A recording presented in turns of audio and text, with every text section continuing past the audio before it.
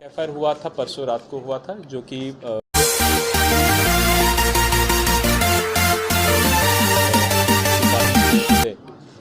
उनका हाँ उनके साथ जो मारपीट हुआ था, और एक जो कल थाना में आकर हंगामा किया गया है, जो गिरफ्तार व्यक्ति को छुड़वाने का एक असफल प्रयास और प्रेशर डलवाया जा रहा था, तो उसमें भी गिरफ्तार किया गया।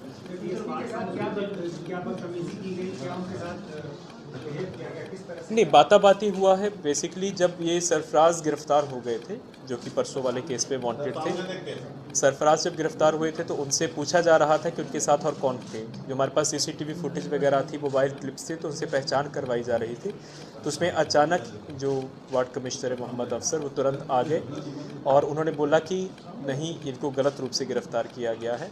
उसी में ही जब बाहर बहुत ही ऊंचा बहस करना शुरू कर दिया, जो मोहम्मद सरफराज की अपनी बेटी भी थी, वो भी इनफैक्ट उसको साथ में लाए थे, तो बहस करना शुरू कर दिया कि नहीं, हम लोग इनको छुड़वा के ले जाएंगे, हम थाना को घेराव करेंगे।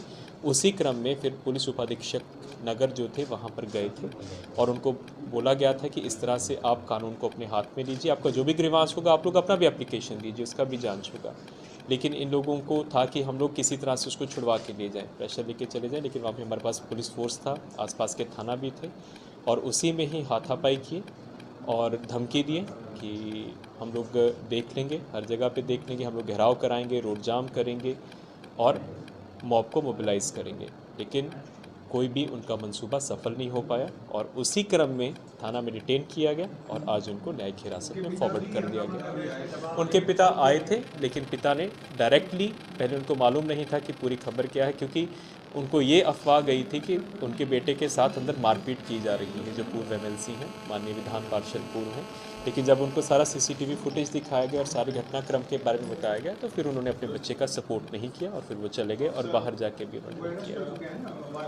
अरेस्ट होकर आज न्यायिक हिरासत में जा रहे हैं। भरात पुलिस कल ही अरेस्ट हो गए थे, रात को थाना में थे और आज उनको न्यायिक हिरासत में भेजा जा रहा है।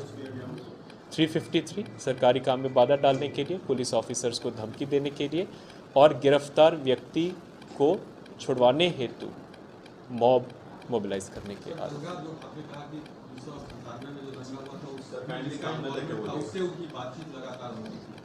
1997 में एक केस हुआ था, जो कि पुलिस बयान पर ही केस हुआ था। फरवरी 1997 में आपस में ही पीर बहौर में ही स्थानीय दंगा हुआ था। उसमें बाकी सभी लोग गिरफ्तार थे, 2 भाई जो थे अभी तक पुलिस की गिरफ्त से बाहर थे। तो जब पहला भाई की गिरफ्तारी हुई है 27 अगस्त को, मोहम्मद टुल्लू खान उसका नाम है, दरियापुर का, जो कि 25 वर्षों के बाद पकड़ा गया है। जब उसकी पूछताछ हुई थी तो ये इसका पूरा पृष्ठभूमि ये है कि जैसे आप जान रहे हैं कि नगर निकाय का चुनाव आ रहा है, तो नगर निकाय के चुनाव आने से पहले जयपुर में जितने भी कुख्यात अपराध कर्मी हैं जो अभी तक पुलिस की गिरफ्त से बाहर हैं, उनको लेकर हम लोग विशेष छापामारी कर रहे हैं।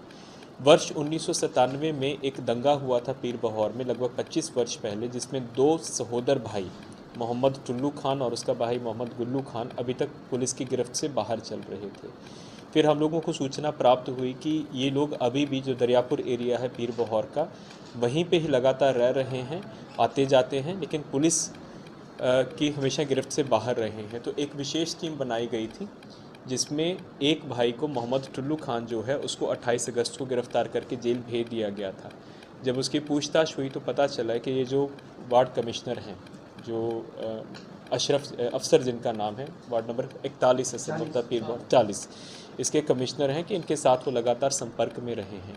इसी के बीच में जो दूसरा भाई है, जो कि पुलिस की गिरफ्त से बाहर था, 25 वर्षों से फरार चल रहा था, जब उसकी छापामारी करने के लिए टीम गई परसों रात को, तो उसमें 4 लड़के जो थे, जो वहाँ पे चाय की दुकान पे बैठे हुए थे, तो उसी के आसपास उसकी सूचना थी, तो वो लड़के पुलिस की टीम को देख के भागे।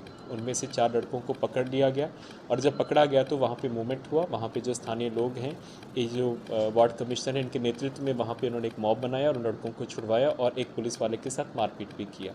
इसी क्रम में पीर बहौर थाना में केस हुआ।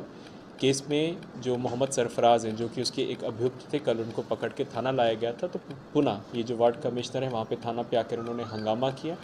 पूरा जो घटना है सीसीटीवी में कैप्चर्ड भी है।